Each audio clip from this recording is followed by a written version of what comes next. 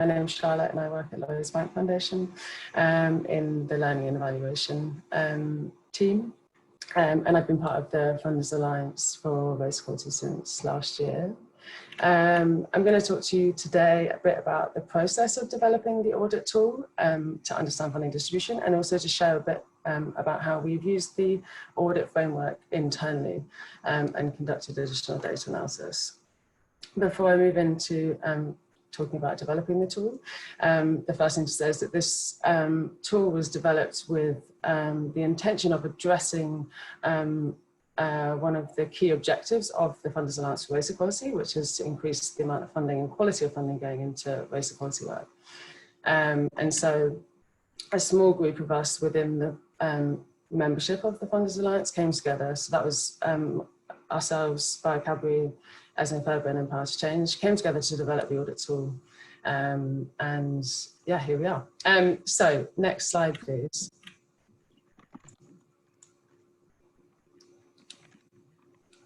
So to sort of start things off, I think the first thing that we were looking to answer is a kind of a central question that definitely defined the way that we developed the framework, which is how much funding is going into race equality work. And in terms of how we sought to answer that question, we spent some time thinking through the kinds of characteristics of any given grant that matter. Oh, are we doing all right?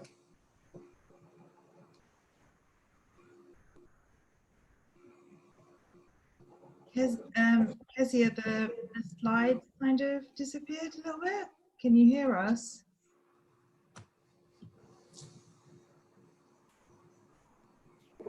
I can continue on and just leave it like this if that's easier. That's great, and I'll put out what to do. Sorry about this. Yeah, no, that's absolutely fine. So the discussions about answering this question meant that we sort of touched on the different aspects and the different kinds of characteristics of any given grant that would matter when it comes to thinking about funding race equality work.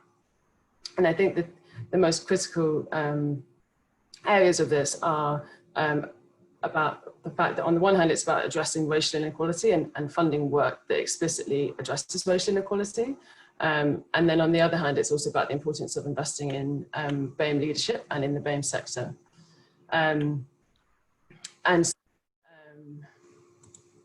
The way that we developed the tool was to take stock of those different characteristics and worked out where they're distinct. And so, as you'll see on this next slide, we sort of, the way that we developed the framework was to have two different kind of areas of data that we sought to kind of split out.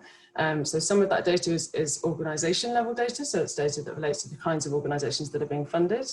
And then some of the data that we sort of put in the framework is data that's grant level data. And I think that's one of the things that makes this tool particularly useful, actually, because it allows you to break down and think about those different areas and how they relate to, also how you can understand your funding distribution with those things in mind.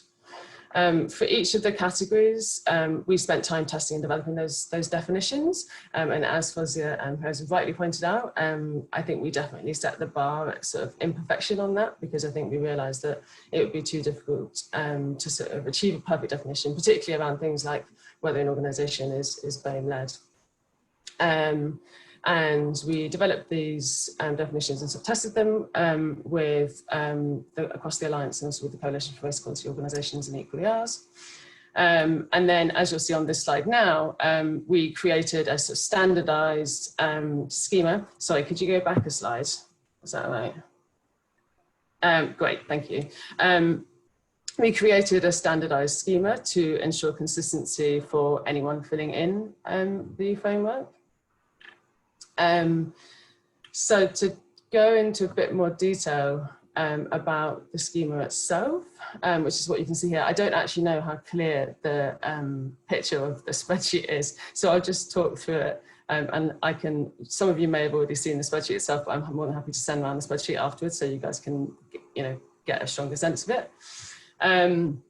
So we focus on organisation level data, which is around, and the two main questions that we were interested in answering here was about the mission and purpose of the organisation itself. So whether it has a mission and purpose to improve outcomes for BAME communities. And the second one is the leadership, and the way that we defined that was whether over half of the trustees and over half of the senior leadership team were from BAME communities. And I think that's definitely something where it's really important that the bar is an imperfection there, because I think there are probably many different ways of understanding what an organisation, how we should understand organisations being BAME led. And on this, it also feels particularly important to flag that we had quite a lot of long conversations about the parameters and the scope of Black, Asian and minority ethnic communities and what's in and out of scope there. And I think it's fair to say that we haven't, this is a sort of working definition, which I'll sort of read for you now, which is that it's the scope of BAME has been understood as Black, Asian and minoritized ethnic communities that have historically experienced marginalization, oppression and prejudice. Therefore, also in scope is work that benefits Jewish communities, Gypsy and tribal communities, and some white migrant communities. And there was many a conversation about the kind of risks of drawing arbitrary lines around different groups that we that weren't in scope. So we've taken a very broad view, and that's something that we will review down the line. In terms of the grant level data, we were interested in three main things. So the first of which is the intention of the grant, and that's whether it benefits BAME communities. So that having this category allows us to pick up project level work. So work where it's not the organisation itself that's got a mission and purpose to improve outcomes, it's the project level that's got a specialist intent to do that. And then there's the type of work, so what the grant aims to achieve.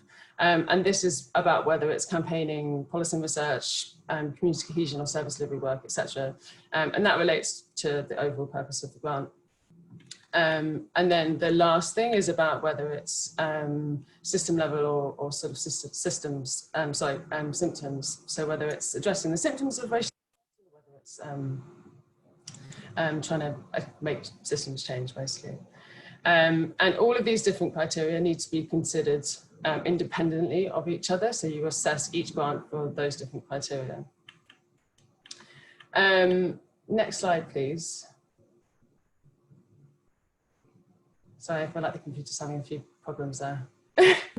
Don't worry, I'm gonna now do a little bit of a swap, and I'm gonna share because I think I might have better luck. I'm really sorry about this, guys. Please don't worry about it. These things always happen, so please don't worry about it. So let me bring up the slide for you. Is this the right one, Charlotte? So it needs to be on the next slide. That one? Sorry. That hasn't come through for me yet, but I'll hold on for a sec. Okay, so can you see using the audit tool now, everyone, or not? I can't. No. I'm going to try one more time. Here we go. Yeah. Does it come up now? Yes. Great. Yay! Okay. Thanks so much for this. Okay, great. So this, in terms of, so moving on from sort of developing and designing the tool, I think I now want to speak a little bit to what does it take to use. So I think in terms of how we developed the tool, and perhaps it goes without saying, we were super clear on the intent and the aims of developing a framework, and that I think really helped to guide some of the decisions that we made about the categories, but also to kind of acknowledge the imperfections of it, because we had a really real clarity of intent. And I think the same goes for using it in terms of whether we, in terms of using it internally with the organisation, it's important to have that clarity on intent.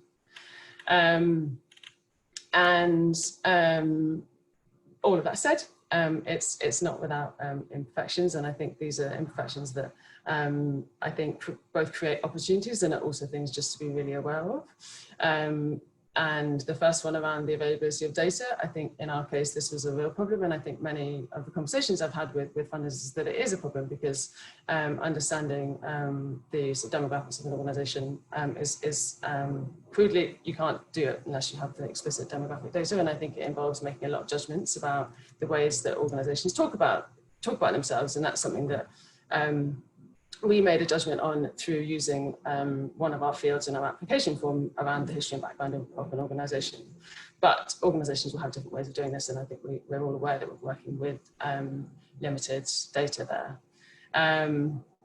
And then related to that, obviously, we're making judgments about this, and I think that this feels very much like an interim measure, and I think that there's obviously a wider conversation to be had on this call around kind of agreeing consensus, but also I think I'm definitely of the view that asking organisations to self-identify is a really important a part of this. There's also a focus on the intent of the grant, so what it aims to achieve, as opposed to the impacts. And I think that's, again, whilst it'd be incredibly useful to look at the impacts of all these grants, I think it's that data is not available, and I think that we've got to be sort of realistic about what we can achieve and what kind of data we can collect.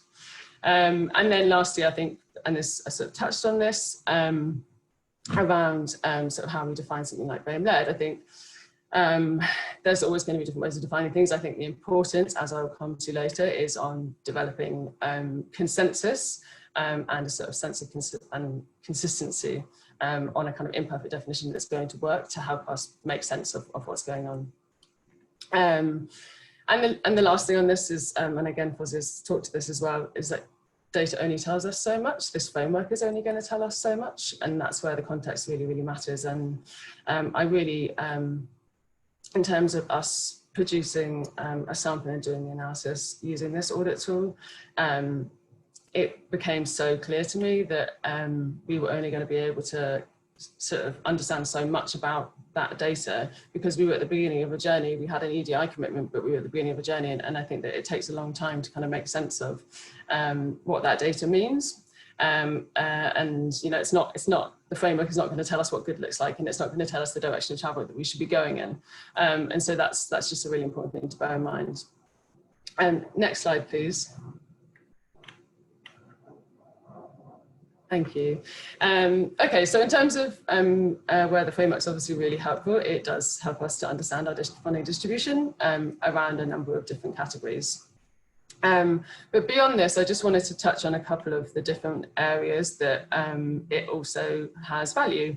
And I think some of these are part of kind of part of the plan. They're part of what we set out to achieve. And then there's been some additional benefits that I definitely want to speak to in terms of how we've used it internally.